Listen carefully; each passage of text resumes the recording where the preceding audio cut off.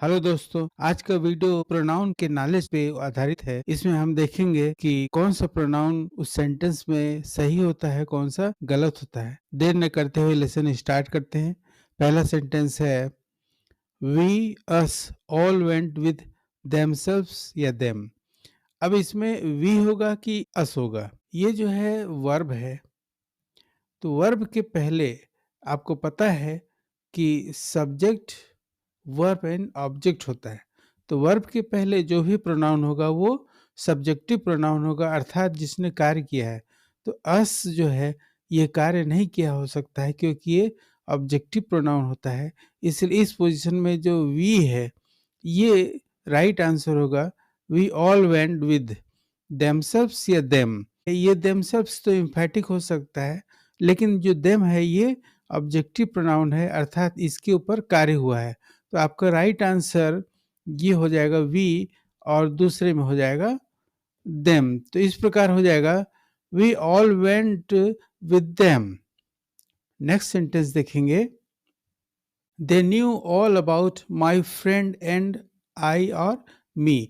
इन दोनों में से आई और मी में से आपको बताना है कौन सा प्रोनाउन यूज होगा, आई होगा या मी होगा। अब यहाँ पे देखिए दे न्यू मतलब वर्ब आपका यहाँ पर है। तो वर्ब के पहले जो भी प्रोनाउन होता है, जैसे दे ये भी प्रोनाउन है, वर्ब के बाद जो भी प्रोनाउन होता है वो ऑब्जेक्टिव प्रोनाउन होगा। क्योंकि आई ऑब्जेक्टिव प्रोनाउन नहीं है, ये सब्जेक्टिव प्रोनाउन है, इसलिए मी ही राइट आंसर होगा। मी ऑब्जेक्टिव प्रोनाउन है, या हम ये कह सकते हैं चूंकि अबाउट के बाद आया हुआ है तो ये प्रीपोजिशनल ऑब्जेक्टिव प्रोनाउन है। तो यहाँ पर जो हमारा आंसर होगा वो होगा मी होगा। तो इस प्रकार हो जाएगा they knew all about my friend and me. Next sentence देखेंगे, mister Jones and he him himself came last night. अब केम वर्ब है, तो वर्ब के पहले जो भी प्रोनाउन होगा वो ये बताता है कि ये कार्य उसने किया हुआ है, मतलब सब्जेक्ट के रूप में कार्य होगा। तो आप यहाँ पे देखिए जो हिम है ऑब्जेक्टिव प्रोनाउन है और हिम सेल्फ एम्फैटिक प्रोनाउन है, तो निश्चित है कि जो ही है ये सब्जेक्टिव प्रोनाउन है, इसलिए हमारा आंसर ही होगा। तो इस प्रकार ये सेंटेंस होगा mister Jones and he came last night. इसको नॉमिनेटिव केस भी बोलते हैं। नेक्स्ट सेंटेंस देखेंगे, I came here with John and her या शी। इन दोनों में से आपको उपयोग करना है। तो अब आप समझ ही गए होंगे, आपने वर्ब ढूंढा तो वर्ब के पहले सब्जेक्ट होता है और उसके बाद ऑब्जेक्ट। तो जॉन एंड हर या शी, चूंकि शी आप देखेंगे तो ये सब्जेक्टिव प्रोनाउन है और चूंकि वर्ब है तो वर्ब के बाद हमेशा या इस सेंटेंस में ऑब्जेक्टिव प्रोनाउन ही उपयोग होगा, क्योंकि विथ प्रीपोजिशन है। तो प्रीपोजिशन के बाद जो भी प्रोनाउन होता है वो ऑब्जेक्ट के रूप में कार्य होता है। तो यहाँ पर जो हर है ये प्रीपोजिशनल ऑब्जेक्ट के रूप में कार्य हो रहा है, इसलिए her is the right answer. तो ये हो जाएगा I came here with John and her. Next sentence देखेंगे, Basil gave Harry and I or me an ice cream and then we went to the pictures with he or him and his friends। अब यहाँ पे देखिए आई या मी, आप verb देखिए बैसिल gave verb यहाँ पर है, तो निश्चित है ये ऑब्जेक्टिव केस है। इसका मतलब यहाँ पर जो मी है ये राइट आंसर है, आई राइट आंसर नहीं है। दूसरा देखेंगे an ice cream and then we went to the pictures with him. अब यहाँ प्रीपोजिशन है, तो प्रीपोजिशन के बाद कोई भी सब्जेक्ट नहीं हो सकता, वो हमेशा ऑब्जेक्ट ही होगा, इसलिए प्रीपोजिशनल ऑब्जेक्टिव केस में him is the right answer, he right answer नहीं है। इस प्रकार इनमें मी पहले में मी और दूसरे वाले में him is the right answer. तो ये हो जाएगा Basil gave Harry and me an ice cream and then we went to the pictures with him and his friend। next sentence देखेंगे, he told Mary and me or I to go with he or him and his। अब आपको देखिए यहाँ पे verb दिख रहा है, लेकिन ये वर्ब नहीं है क्योंकि ये टू गो है, मतलब ये टू इन्फिनिटिव है। एक्चुअल वर्ब हमारा यहाँ पर है टोल्ड मेरी। वर्ब के बाद आपका जो भी नाउन होता है वो ऑब्जेक्टिव प्रोनाउन या नाउन होगा, इसलिए यहाँ पर जो मी है ये राइट होगा क्योंकि इस पे कार्य हुआ, कहने का कार्य इस पे हुआ, कहा इसने ही ने, तो जो कार्य जिस पे होता है वो कार्य ऑब्जेक्टिव केस में माना जाता है। तो ये पहले का आंसर हो जाएगा मी। उसी प्रकार टू गो विद, अब ये भी चूंकि ऑब्जेक्ट टोल्ड के बाद ही है इसलिए ऑब्जेक्टिव रूम में ही काम होगा, इसलिए जब ऑब्जेक्टिव रूम में ही काम होगा तो ही नहीं आएगा, हिम ही आएगा। और दूसरी चीजें है क्योंकि यहाँ पे जो प्रीपोजिशन है विद के बाद भी आ रहा है, इसलिए विद के बाद या प्रीपोजिशन के बाद कोई भी सब्जेक्टिव प्रोनाउन नहीं होता है, वो हमेशा ऑब्जेक्टिव प्रोनाउन ही होता है। इसलिए पहले में मी और दूसरा में हिम, ये राइट आंसर होगा। तो ये हो जाएगा he told Mary and me to go with him and his mother. Next sentence देखेंगे, an old man asked my friend and, अब यहाँ पे देखिए आस्क्ड मतलब वर्ब आ चुका है, तो कहने का कार्य किसने किया, इन्होंने किया, तो सब्जेक्ट के रूप में ये है, तो इसका मतलब इसके बाद ऑब्जेक्ट ही होगा। तो ये जो मी है ये ऑब्जेक्टिव प्रोनाउन है, और जबकि आई सब्जेक्टिव प्रोनाउन है, इसलिए ये उपयोग नहीं होगा, यहाँ पर मी ही उपयोग होगा। तो आंसर इज द मी, क्योंकि ये ऑब्जेक्टिव कार्य हुआ, जिस पे कार्य हुआ, कहने का कार्य किया इसने, लेकिन किसको कहा, फ्रेंड एंड मी, तो ये ऑब्जेक्टिव प्रोनाउन हो गया। N old man asked my friend and me what the time was. Next sentence देखेंगे, गो एंड सी ही और हिम एंड हिज फ्रेंड। अब देखिए go and see, the go verb यहाँ पे हो गया, ये आज्ञा सूचक है, मतलब इंस्ट्रक्ट किया जा रहा है, तो जाने का कार्य जो हुआ वो इस पे होगा, ही या हिम पे होगा। चूंकि कार्य इस पे हो रहा है मतलब वर्ब के रूप में गो हो गया, तो वर्ब के बाद जो भी आता है वो ऑब्जेक्टिव होता है या ऑब्जेक्ट होता है, सब्जेक्ट वर्ब एंड ऑब्जेक्ट। तो इस प्रकार हम ही जो है ये सब्जेक्टिव प्रोनाउन है और हिम जो है ऑब्जेक्टिव प्रोनाउन है, तो हमारा आंसर यहाँ पर हो जाएगा हिम। ये हो जाएगा go and see him and his friend.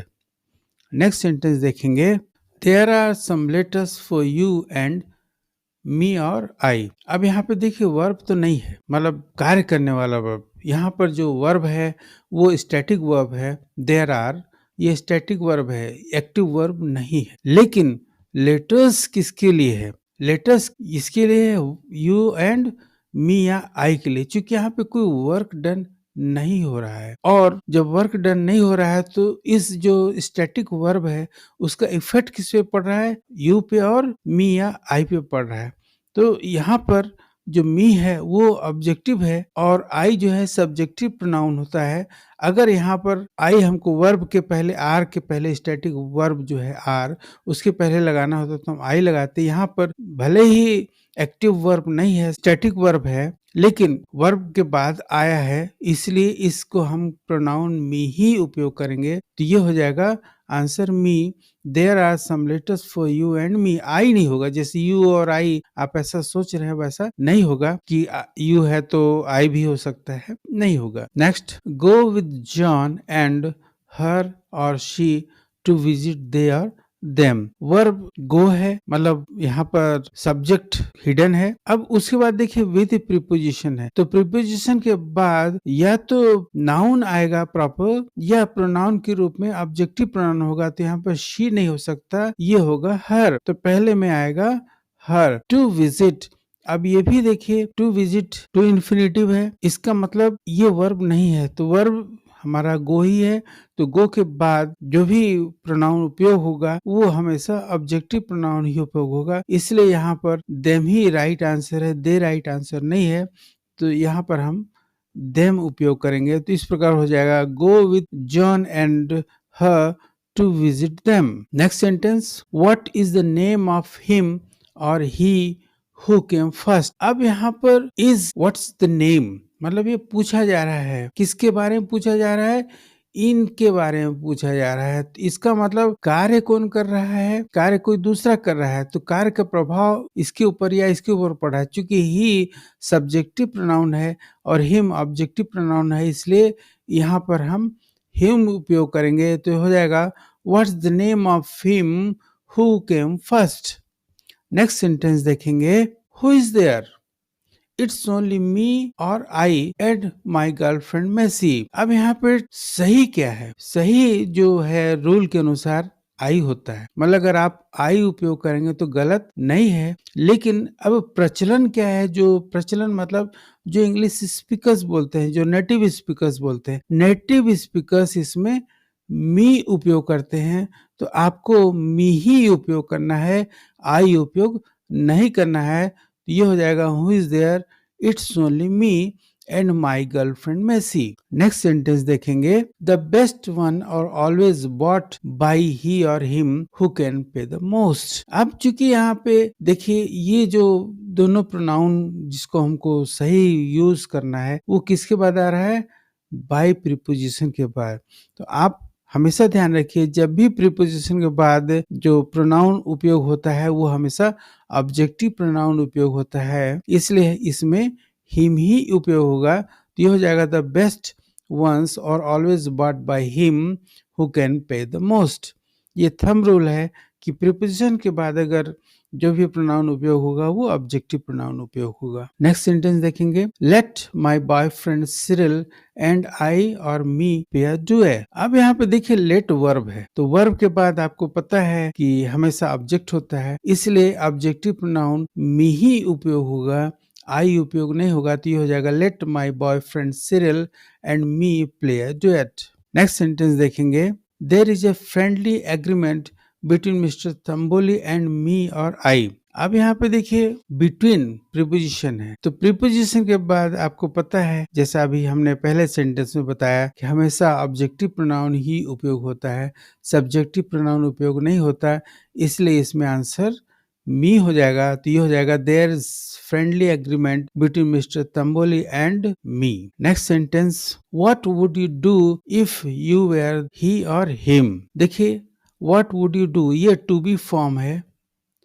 To be form में हमेशा हिम उपयोग होता है, या था कर सकते हैं, या आप ही भी कर सकते हैं। इसका मतलब इस सेंटेंस में what would you do if you are he या what would you do if you are him, दोनों सही है, दोनों का उपयोग आप कर सकते हैं। लेकिन पहले इसको करते थे और आजकल ही करते हैं। मतलब मॉडर्न जो है आंसर है, अगर हम मॉडर्न लाइफ में जी रहे हैं तो मॉडर्न में आपको ही उपयोग करना है। तो ये हो जाएगा what would you do if you were he. Next sentence, late you and me और आई बी फ्रेंड्स। अब चूंकि यहाँ लेट है, वर्ब है, वर्ब के बाद हमेशा आपको पता है, हमने इसके पहले सेंटेंस में बताया कि हमेशा ऑब्जेक्टिव प्रोनाउन ही उपयोग होता है, इसलिए यहाँ पर हो जाएगा me, let you and me be friends. Next sentence देखेंगे, who did that, please sir it wasn't I और मी। दोनों का उपयोग हो सकता है क्योंकि ये जो सेंटेंस है ये टू बी फॉर्म का है। तो टू बी फॉर्म में या तो आप आई उपयोग कीजिए या मी उपयोग कीजिए, दोनों राइट होता है, आप दोनों को कर सकते हैं। लेकिन पहले मी उपयोग होता था पुराने जमाने में, वर्तमान में आई उपयोग होता है। तो अगर आप वर्तमान लाइफ में जीना चाहते हैं तो आप आई का ही उपयोग कीजिए, बेटर होगा। तो ये हो जाएगा who did that, please sir it wasn't I. Next sentence देखेंगे, she rang me up this morning and asked my friend and. अब यहाँ पे देखिए she rang me up, verb आ गया तो सब्जेक्ट ये है, तो इसके बाद जो भी आएगा वो ऑब्जेक्टिव प्रोनाउन होगा। तो हमेशा ऑब्जेक्टिव प्रोनाउन मी उपयोग होगा। ये चूंकि आई सब्जेक्टिव प्रोनाउन है या नॉमिनेटिव केस का प्रोनाउन है, इसलिए आई उपयोग नहीं होगा, मी ही उपयोग होगा। तो ये हो जाएगा she rang me up this morning and asked my friend and me to tea. Next sentence देखेंगे, well let's pretend for a moment I'll be her she and you be I me.